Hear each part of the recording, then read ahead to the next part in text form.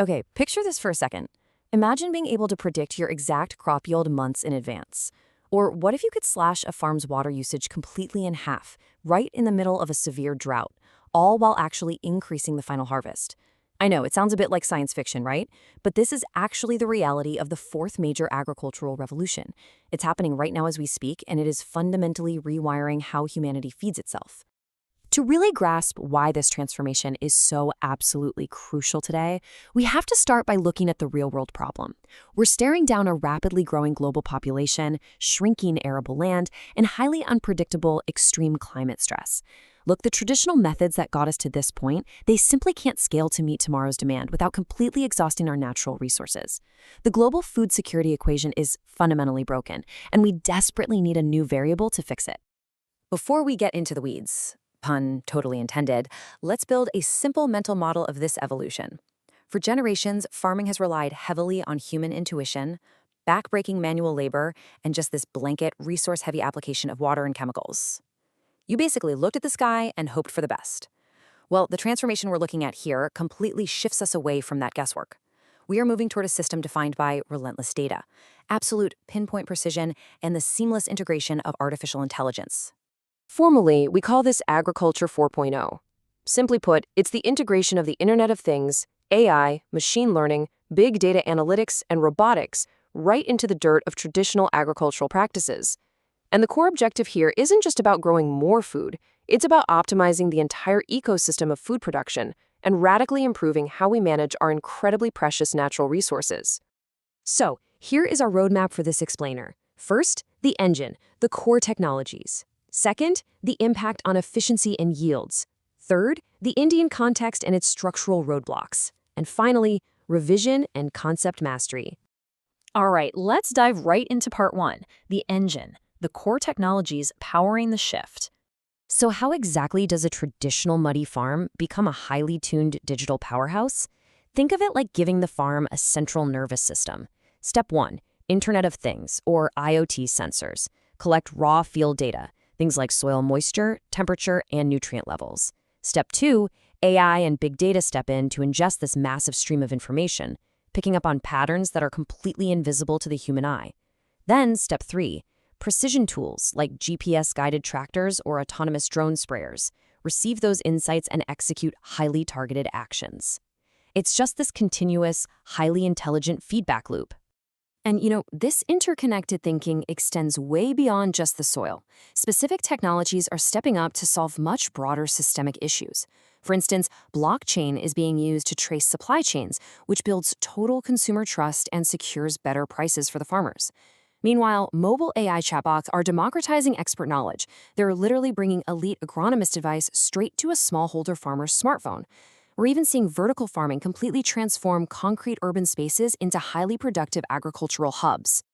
Moving on to part two, the impact, how efficiency and yields are transforming the landscape.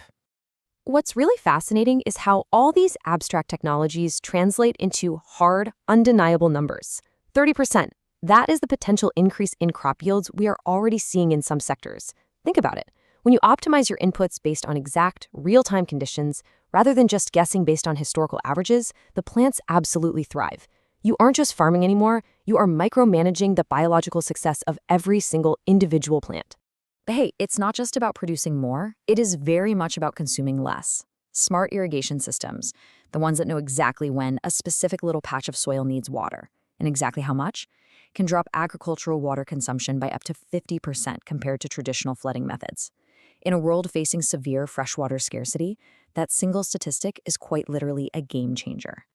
On top of that, this pinpoint precision heavily curtails chemical runoff. By applying fertilizers guided strictly by immediate soil health data and the specific requirements of the crop, overall usage actually drops by 15 to 20%. So this isn't just a massive cost saving for the farmer, though it definitely is. It's also an absolutely crucial victory for long-term ecological health and preserving our soil. And then there is the sheer power of prediction. By combining global satellite imagery with advanced machine learning algorithms, this tech can actually predict crop yields months before the harvest with over 90% accuracy. That's incredible, right? It creates a phenomenal early warning system.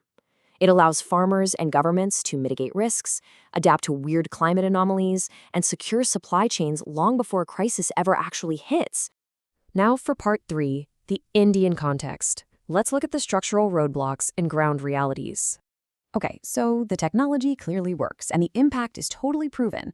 But what happens when this highly capital-intensive, data-hungry system hits actual, harsh ground realities?